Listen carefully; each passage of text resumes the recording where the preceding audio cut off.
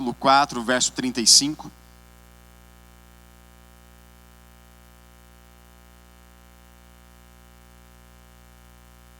Você pode acompanhar também no telão. Então, depois que Jesus pregou o dia todo, tantas parábolas maravilhosas, ensinando o povo, é a partir daqui que nós vamos ler. Então, nós vamos ler diversas situações, uma leitura bem longa, e eu gostaria que você acompanhasse também.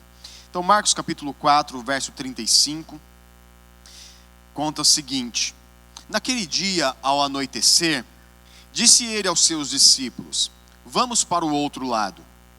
Deixando a multidão, eles o levaram no barco, assim como estava. Outros barcos também o acompanhavam.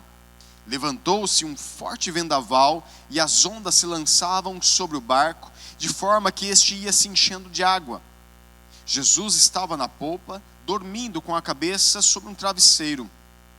Os discípulos o acordaram e clamaram: Mestre, não te importas que morramos?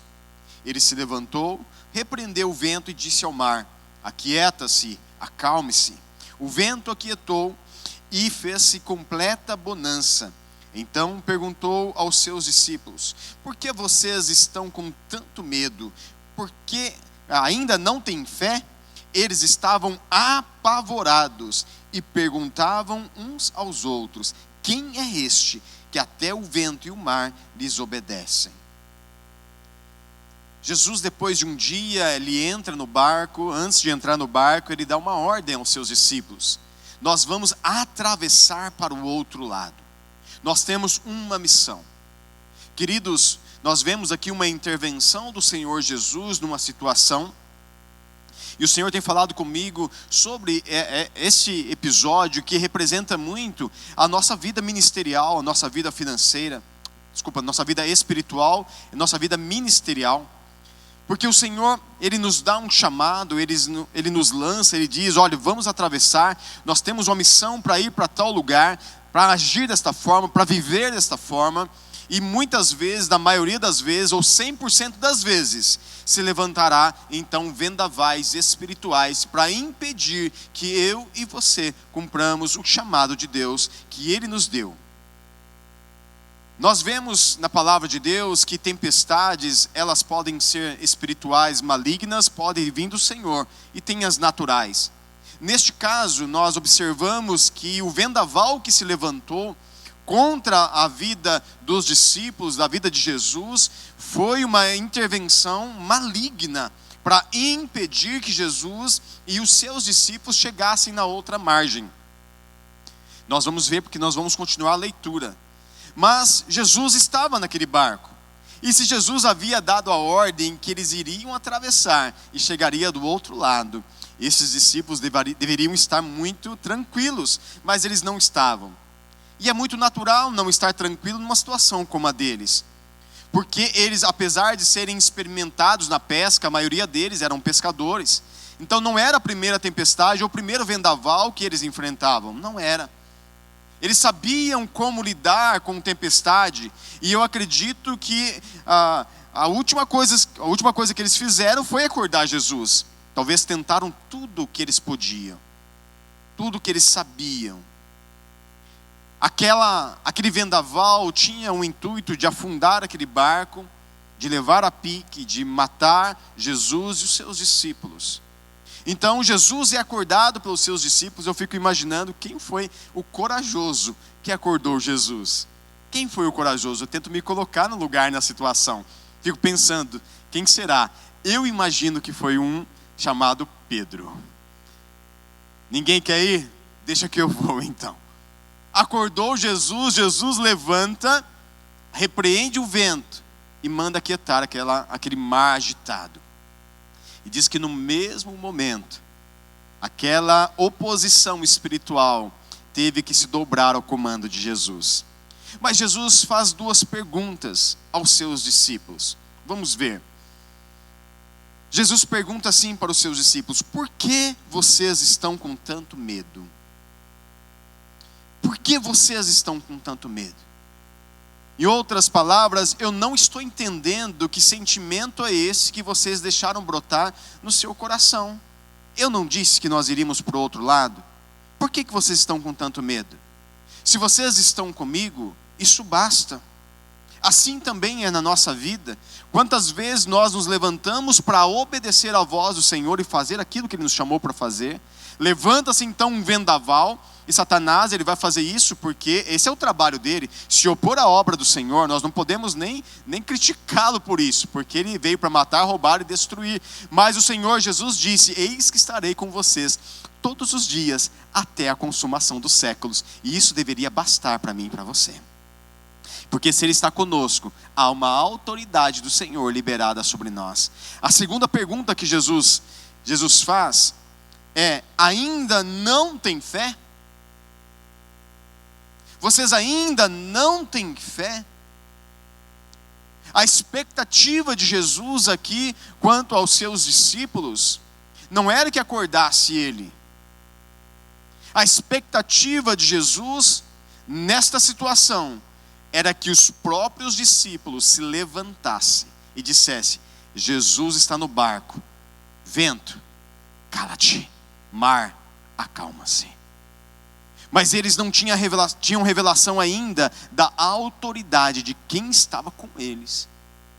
Esta é a mesma expectativa que o Senhor Jesus tem quanto à minha vida e quanto à sua vida. Quantas vezes o vendaval se levanta contra nós, a oposição do inferno vem para nos fazer parar, para paralisar a nossa vida. Então nós vamos diante do Senhor e dizemos: Senhor, faz alguma coisa.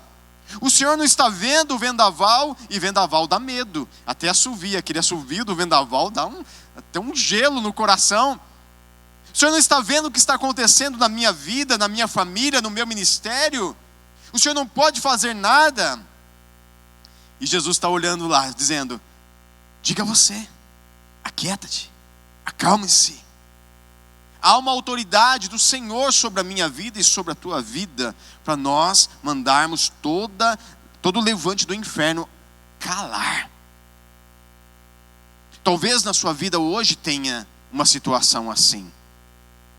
Talvez se levantou um vendaval, parece que o barco está enchendo d'água. E quando um barco vai enchendo d'água, logo se pensa no naufrágio. Mas eu quero dizer para você, se Jesus está no seu barco, não vai afundar não. Mas o Senhor te deu autoridade para poder acalmar, para aquietar e mandar Satanás calar. Em nome de Jesus. Por favor, diga amém por isso. Sabemos que a palavra de Deus, ela não foi escrita em versículos e capítulos. Isso foi feito para organizar e nós nos identificarmos e acharmos os endereços. Então a história ela é corrida. Nós vamos ver 2 dias da vida de Jesus aqui. Então lá para o capítulo 5 agora, pula de página, por favor, capítulo 5, verso 1. Jesus chega do outro lado, que foi o que o Espírito Santo mandou ele fazer. Então, Marcos 5:1 diz assim: eles atravessaram o mar e foram para a região dos Gerazenos. Quando Jesus desembarcou, um homem com um espírito imundo veio dos sepulcros ao seu encontro. Este homem vivia nos sepulcros e ninguém conseguia prendê-lo, nem mesmo com correntes, pois muitas vezes lhe havia sido acorrentado os pés e mãos, mas ele arrebentava as correntes e quebrava os ferros dos seus pés. Ninguém era suficientemente forte para dominá-lo. Dia e noite ele andava gritando e cortando-se com pedras entre os sepulcros e as colinas. Quando ele viu Jesus de longe, correu e prostrou-se diante dele e gritou em alta voz: que queres comigo, Jesus, filho do Deus Altíssimo? Rogo-te, por Deus, que não me atormentes. Pois Jesus lhe tinha dito: saia deste homem, espírito imundo. Então Jesus lhe perguntou: qual é o seu nome? Meu nome é Legião, respondeu ele, porque somos muitos. E implorava a Jesus com insistência que não os mandasse sair daquela região. E uma grande manada de porcos estava pastando numa colina próxima. Vamos dar uma pausa aqui. Jesus atravessa do outro lado e nós agora identificamos o porquê daquela oposição espiritual, daquele vendaval que queria matar Jesus. Havia um propósito de Jesus atravessando, e logo veio este homem, um homem que vivia, não era possesso de vez em quando, ele vivia possesso o tempo todo, 24 horas por dia. estava numa posição deplorável, andava nu entre a cidade, gritando, cortando, ninguém conseguia prender aquele homem. E Jesus, então, quando ele desembarca, aquela legião, a legião, porque está comparando aqui com uma legião de soldados romanos, que pode chegar até 4.000 soldados, provavelmente tinha mais de 2.000 demônios tomando a vida daquele homem. Imagina a situação. E com certeza o objetivo daqueles demônios era matar aquele rapaz, aquele homem. Mas Jesus então desembarca e aquele espírito teve que se dobrar diante de Jesus. Teve que se dobrar diante do Filho do Deus Altíssimo. Então esse espírito insiste com Jesus que não mandasse eles para fora daquela região. Nós sabemos que nas regiões celestiais há principados, há poderes que tentam governar regiões, há poderes que tentam aprisionar regiões, são os príncipes, e eles tentam governar, mas o Senhor Jesus já levantou a sua igreja para governar nesses lugares, e todo principado e autoridade tem que se dobrar diante do nome de Jesus, assim como aconteceu. Eles imploravam então, por quê? Porque eles não queriam sair daquela região, e Jesus permitiu. E eu fico pensando, por que Jesus permitiu? Porque naquela região havia uma legalidade. Uma legalidade. Legalidade é uma autorização para alguém intervir na vida. Essa legalidade, aquele povoado dava, porque aos judeus era proibido comer carne de porco e também cuidar de porcos. Era proibido. Era impuro. E eles estavam então contra a lei do Senhor, desobedecendo algo que Deus tinha dito a eles. Então havia uma legalidade espiritual para que Satanás governasse aquela região. Então aquele espírito imundo implora. Nós vamos continuar a leitura. Os demônios imploraram a Jesus: manda-nos para os porcos, para que entremos neles. E ele lhes deu permissão.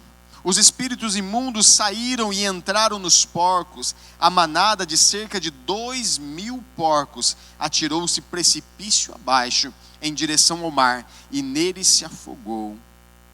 Que prejuízo! Eu fiz as contas de 2.000 porcos. O preço da arroba do porco de 15 dias atrás deu mais ou menos R$1.600.000 de prejuízo.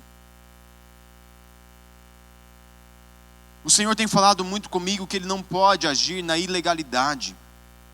Muitas pessoas têm tomado prejuízo, inclusive financeiro, que foi o caso dessa aldeia. Um prejuízo financeiro porque tem vivido debaixo da ilegalidade. Nós precisamos fechar as brechas, o Maurílio falou muito bem aqui, precisamos fechar as brechas daquilo que é a legalidade para Satanás agir na nossa vida financeira. Houve um prejuízo enorme, Jesus não pôde contra aquele pedido daqueles demônios, porque havia legalidade, havia desobediência. Nós precisamos alinhar a nossa vida com aquilo que é a obediência à palavra de Deus. Vamos continuar a leitura. Os que cuidavam dos porcos fugiram e contaram esses fatos na cidade e nos campos. E o povo foi ver o que havia acontecido. E quando se aproximaram de Jesus, viram ali o homem que fora possesso da legião de demônios, assentado, vestido e em perfeito juízo, e ficaram com medo. Os que estavam presentes contaram ao povo o que acontecera ao endemoniado, e falaram também sobre os porcos. Então o povo começou a suplicar a Jesus que saísse do território deles.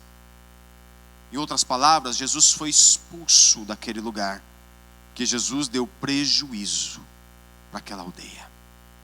Quantas pessoas estão tão amarradas e presas a situações que não conseguem viver uma vida com Jesus. Jesus não consegue ser bem-vindo em alguns lugares. Esse povo expulsou Jesus. Jesus, o Senhor não é bem-vindo aqui. Em outras palavras, não é bem-vindo, mas eu fico pensando, será que Jesus atravessou este lago, enfrentou a oposição maligna só por causa deste homem que estava endemoniado? Eu acredito que não. Eu acredito que a salvação era para ter chegado, inclusive, para toda aquela aldeia. Mas somente aquele homem recebeu a graça e o favor de Deus. Todos os outros rejeitaram o Messias, rejeitaram o Filho de Deus. Então Jesus, ele foi mandado embora, sai daqui. E quando Jesus estava entrando no barco, o homem que estivera endemoniado suplicava-lhe que deixasse ir com ele. Jesus não permitiu, mas disse: vá para casa, para a sua família, e anuncie-lhes o quanto o Senhor fez por você, e como teve misericórdia de você. Então aquele homem se foi e começou a anunciar em Decápolis o quanto Jesus tinha feito por ele, e todos ficaram admirados. Este homem, horas atrás, era um possesso por demônios. Algumas horas depois, estava sendo enviado como missionário. É assim que Jesus faz comigo e com você. Às vezes ficamos pensando, mas para eu falar de Jesus, será que eu não preciso fazer 5 anos de teologia? Não preciso fazer um seminário? Eu não preciso ler e decorar a Bíblia toda para eu falar de Jesus? Jesus está provando aqui que não. Jesus está dizendo: simplesmente fale a outros o que eu fiz por você.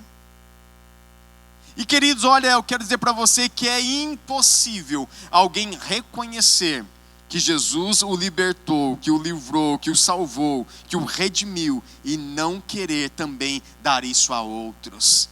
Este homem não foi para a faculdade, ele foi dizer para a sua família o quanto Jesus foi bom com ele. E mais ainda, este homem, ele ficou conhecido numa região onde havia 10 cidades, Decápolis, eram 10 cidades, e ele foi o evangelista naquele lugar. Ele pregou o evangelho. Uma vez endemoniado, Jesus entrou e interviu na vida dele, e agora é um liberto, um servo do Senhor. Assim também Deus tem chamado as nossas vidas, tem chamado a mim, tem chamado a você. Queridos, mas a história ela não termina aí, ela continua. Foram 2 dias de muitas aventuras de Jesus.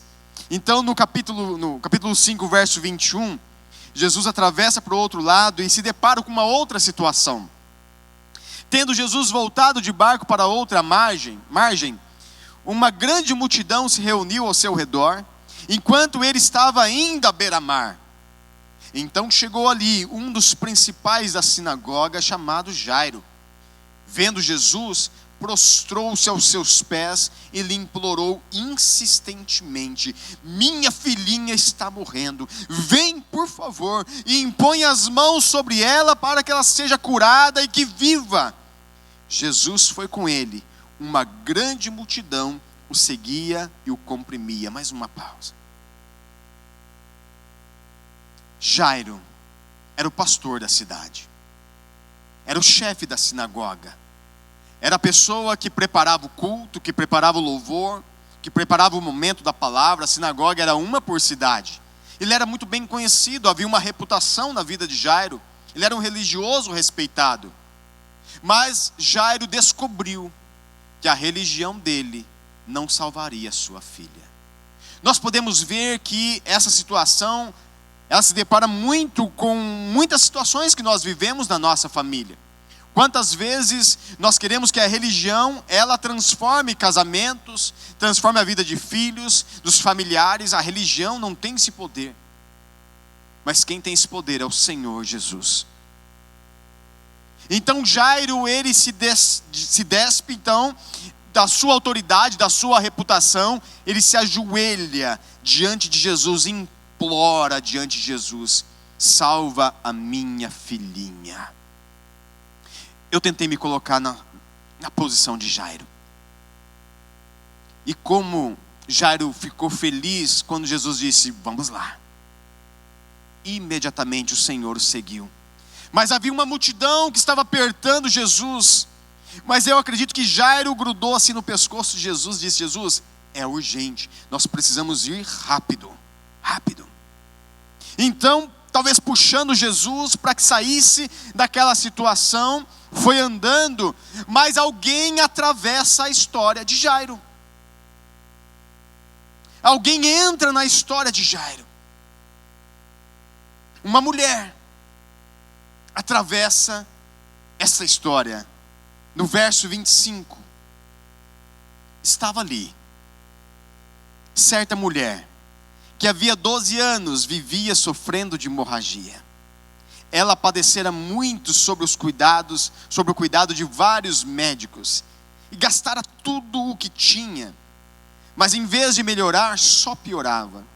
Quando ouviu falar de Jesus, chegou por trás dele, no meio da multidão, e tocou no seu manto, porque pensava: se eu tão somente tocar em seu manto, ficarei curada imediatamente. E imediatamente cessou a sua hemorragia, e ela sentiu em seu corpo que estava livre do seu sofrimento. No mesmo instante, Jesus percebeu que dele havia saído o poder, virou-se para a multidão e perguntou: quem tocou em meu manto?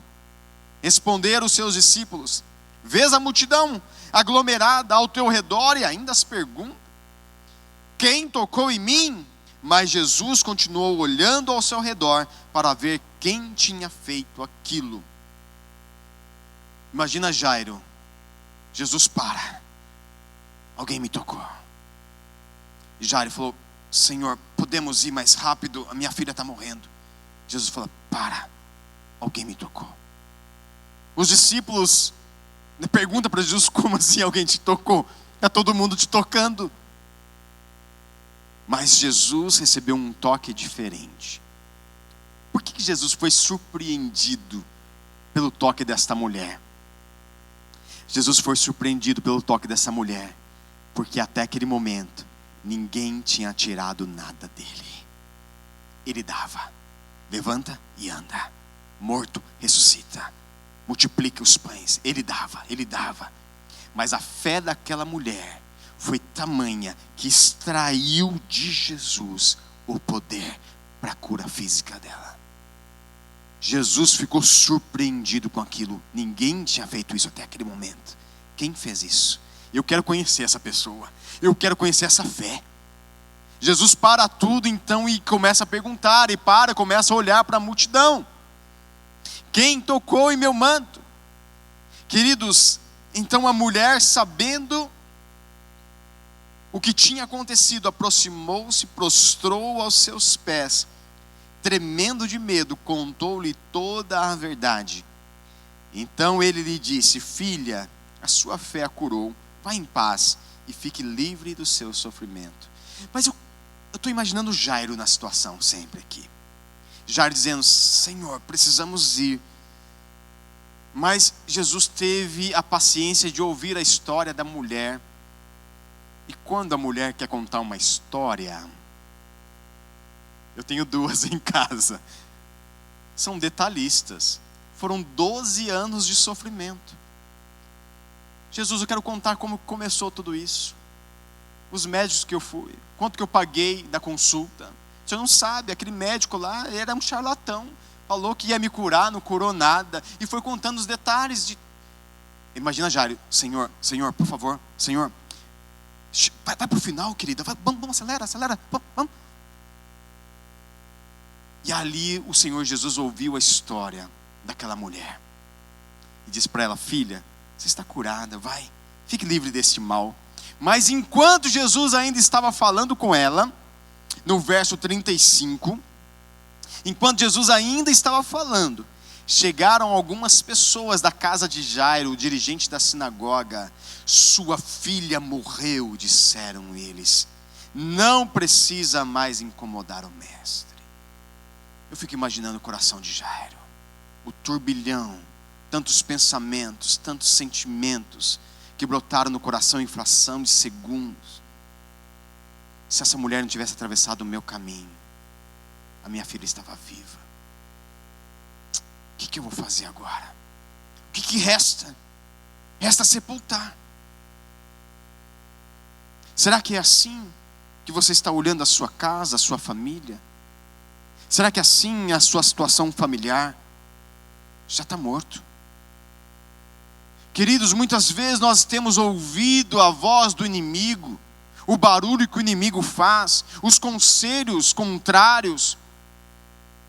Temos ouvido as notícias e dito: a minha casa está assim, e realmente não tem nada mais para fazer, Deus nem vai fazer mais nada. Eu tenho que me conformar com essa situação. O que tem que fazer então? Meu casamento sepulta, acabou. Está morto.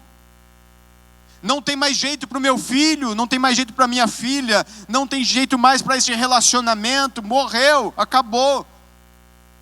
Mas Jesus, ele faz algo extraordinário. Não fazendo caso do que eles disseram, Jesus disse ao dirigente da sinagoga: não tenha medo, tão somente creia. Ei, Jairo, olha para mim. Jairo, olha para mim. Escute a minha voz, Jairo. Olha para mim, Jairo. Sabe que o Senhor não precisa dar esse chacoalhão em mim e em você hoje? Ei, olha para mim. Eu sou o Deus do milagre, eu continuo intervindo na vida das famílias. Ainda hoje eu faço milagres. O Senhor está dizendo para você: olha para Ele. Olha para Ele. Olha para Ele. Então não deixou ninguém segui-lo, senão Pedro, Tiago e João, irmão de Tiago. E quando chegaram à casa do dirigente da sinagoga, Jesus viu um alvoroço, gente chorando e se lamentando em alta voz. Então entrou e lhes disse: por que todo esse alvoroço e lamento?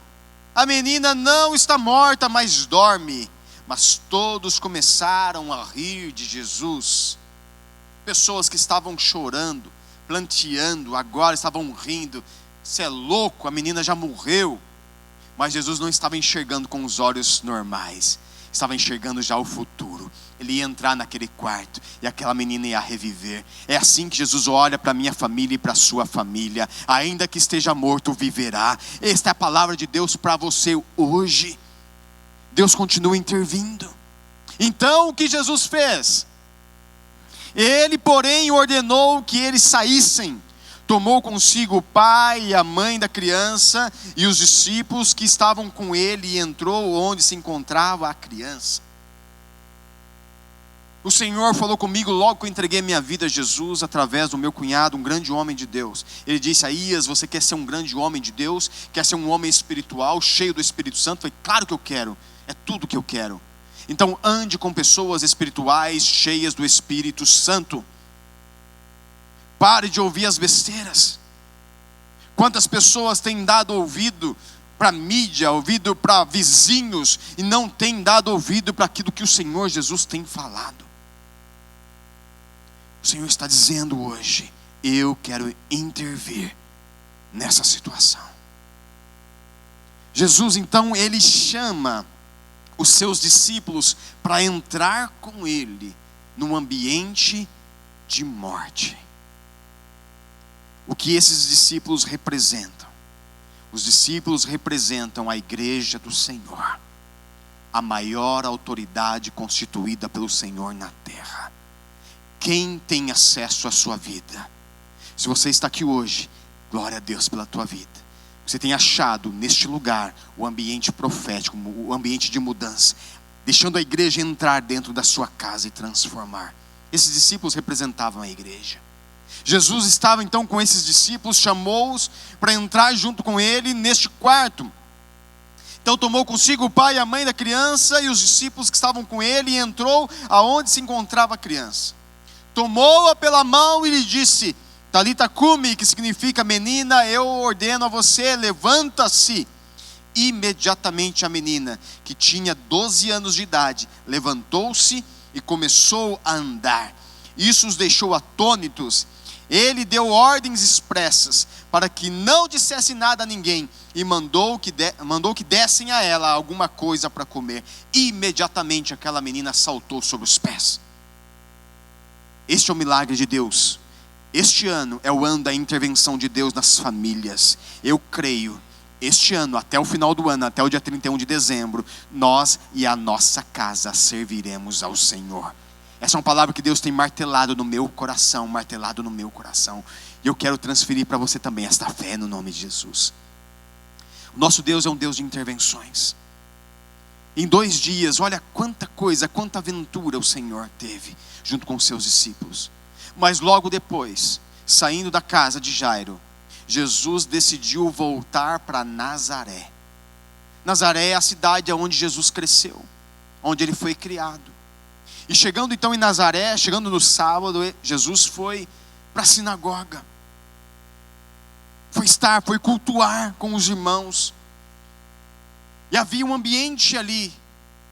E Jesus também queria fazer os mesmos milagres que fez ali no lago, que fez lá com o gadareno, que fez na vida de Jairo, na mulher que sofria do fluxo de sangue. Esses mesmos milagres estavam liberados para Nazaré também. Mas a palavra de Deus diz que em Nazaré, Jesus não pôde realizar ali muitos milagres, a não ser curar alguns. É o que a palavra de Deus diz. Sabe por quê?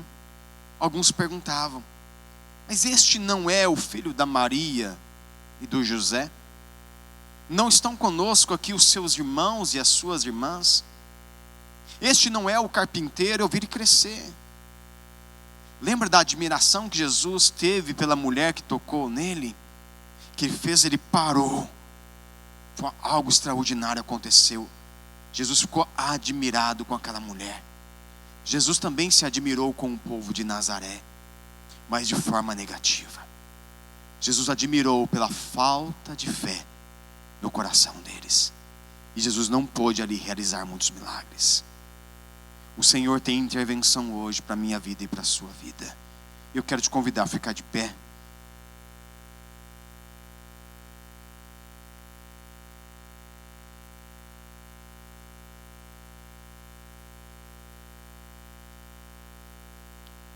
Eu quero já te convidar, se você precisa de uma intervenção na sua vida. Intervenção é como aquele momento do lago onde as forças tinham acabado, aquilo que sabia fazer já tinha feito, como a libertação do gadareno. Há tantas pessoas ainda presas por vícios, presas por situações, não conseguem se libertar, precisa de libertação. Hoje é dia. Talvez você precise de uma intervenção na sua família, no seu casamento, na vida dos seus filhos. Talvez você, como aquela mulher do fluxo de sangue, precise de uma intervenção do Senhor no seu corpo, uma cura física. Se você está carregado desta fé e o Senhor falou ao seu coração, eu quero te desafiar a sair do seu lugar e vir aqui à frente. Se você precisa de uma intervenção dos céus, sai do seu lugar e vem aqui à frente.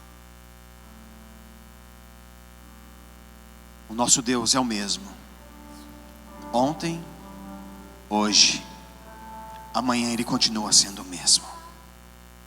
O poder de Deus está liberado neste lugar pelo Espírito Santo. Há uma atmosfera de milagres neste lugar. Se creres, verás a glória de Deus, pois nada é impossível para Deus. Aquilo que Ele disse, Ele cumprirá. Mas o Senhor falou muito comigo no culto das 17 horas. Quando nós adoramos, nós liberamos algo para o céu, e a nossa adoração atrai o poder. O Senhor está liberando hoje uma nuvem de milagres aqui. Comece a clamar ao Senhor. O que você veio buscar? Cada pessoa que tem algo é particular, é individual. O Senhor conhece o detalhe, e cada detalhe da sua situação. Conhece o seu sentimento, conhece quando você acorda e já pensa inclusive nesse problema. O Senhor hoje tem intervenção para você, tem intervenção para nós.